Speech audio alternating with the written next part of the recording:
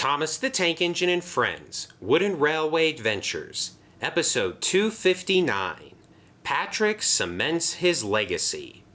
Fergus is a small railway traction engine with a fierce spirit. He always insists on doing things the right way, sometimes to the dismay of his co-workers. But lately, Fergus had been in and out of the works with a nasty cough. No matter what he tried, he couldn't get rid of it. "It's all those years of breathing dusty air at the cement works," said Victor. "It's not been kind to your pipes." "Well, I don't work there anymore. The cement works moved a few years ago to the narrow gauge line."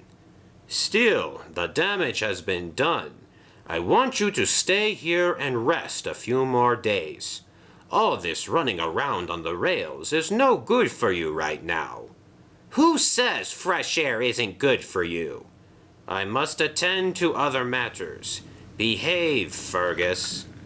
Since the cement works had moved, Patrick and the other cement mixer were in charge of hauling supplies back and forth. It was a tiresome job with little time to rest.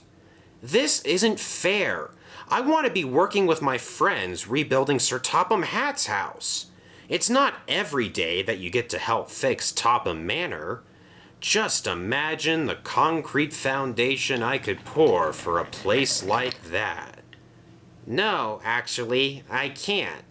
But I don't know why you're complaining. You're a cement mixer. Mixing cement is what you do. It would make sense that you work here." But Patrick was frustrated. "I must find a way to join my friends. I won't miss out on an important job." A few days later, Patrick was on his way to visit the site when he stopped at the works. "Oof, Thomas, I see you've seen better days. Well, if the cement works can do anything for you, just let me know." "The cement works?" gasped Fergus. "Who's talking about the cement works?" "Oh, right. Hello, Patrick. Don't know if you remember me." "Oh, yes, it's Fergus, I believe. I know we never worked together at the old place, but I remember seeing you around."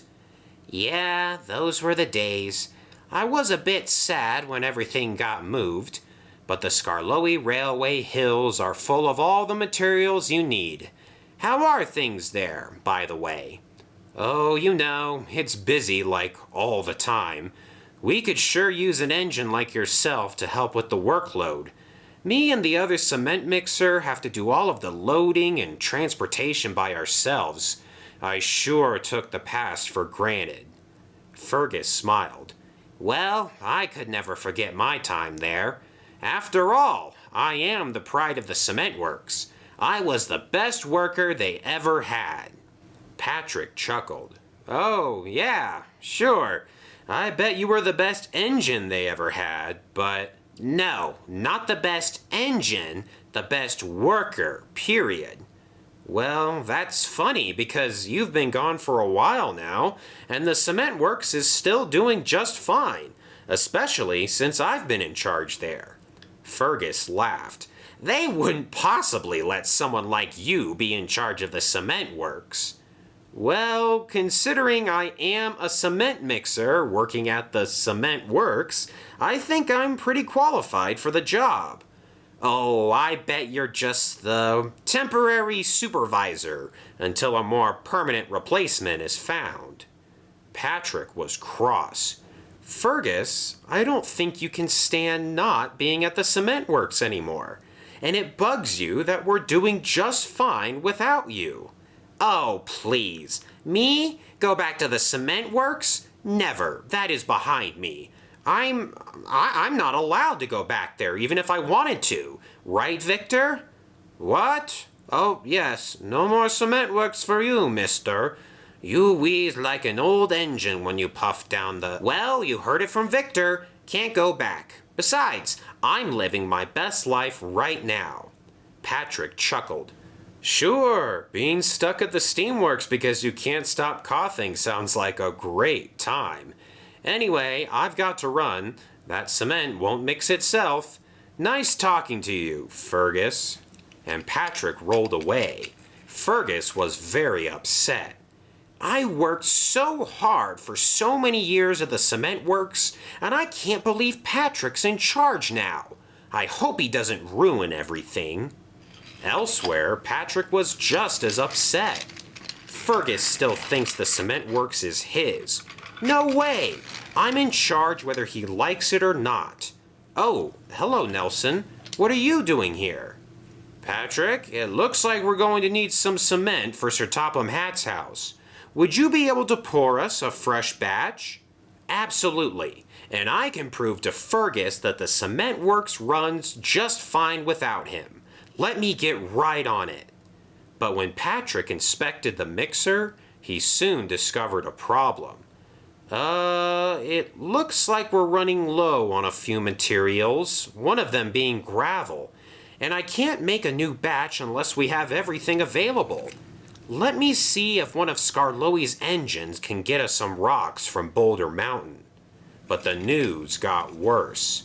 Nobody's allowed past the waterfall right now. Heavy rains have weakened the track substantially. Sorry, but you're going to have to wait until the river drops. Patrick remembered his conversation with Fergus. Well, we don't have time for that.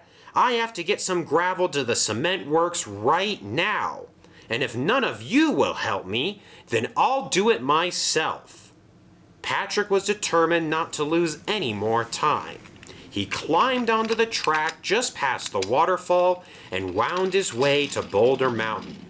Butch and Thumper were very surprised to see him. What are you doing here, Patrick? This is a long way from the cement works. I'm in need of some gravel, and I can't wait for the engines to figure out how to cross a bridge. Well, there are the trucks, but I don't know how you're gonna... But Patrick was unfazed. He backed up and was attached to the cars by some huge chains. This doesn't look safe, whispered Butch. It doesn't look smart either. But Patrick set off. The trucks were heavy and he wasn't used to towing loads around, but he gradually got the hang of it. Pulling trains isn't so hard. I don't know what engines like Fergus are always complaining about. Then there was trouble. The trucks pushed against him as he went down the hill, and Patrick came off the rails right in front of the engines. Gravel was everywhere, and Patrick was embarrassed. Maybe next time you should just wait for an engine to get it for you. News soon spread about Patrick's disaster. Because of the accident, work on Sir Topham Hatt's house came to a halt. In the end, the cement was delivered to the job site, but Patrick didn't get to do the honors. He was getting slowly fixed at the repair yard, much to his dismay. I'm sorry we couldn't wait for you to deliver the cement, but we have a very tight schedule to keep. Yeah, I understand. Sorry for the delay, too. I didn't make things any easier on you guys. Just then, Fergus puffed in. Oh, great. Come to gloat about how you could have done it better? But Fergus was sympathetic. I was really sorry to hear about your accident. It was kinda silly of you to pull the trucks by yourself, but it was also pretty brave. I know I never would have done anything like that to get the job done. Patrick was surprised. Oh, well, that's nice of you to say, Fergus. I mean, things aren't perfect there, and neither am I, but I do try my best every day. I bet I look like a fool to you, though. Not at all. Trying your best is exactly what the pride of the cement works does, even if it doesn't always work out. I'm just glad there's a capable cement mixer working there who still understands how to do it right. Patrick smiled. That means a lot coming from you, Fergus. I know Victor says you're not supposed to come visit, but maybe Madge could give you a ride? No chance. You big engines are too fat for my suspension. Fergus and Patrick laughed. After all they had been through, it was nice to discover that they could still be friends.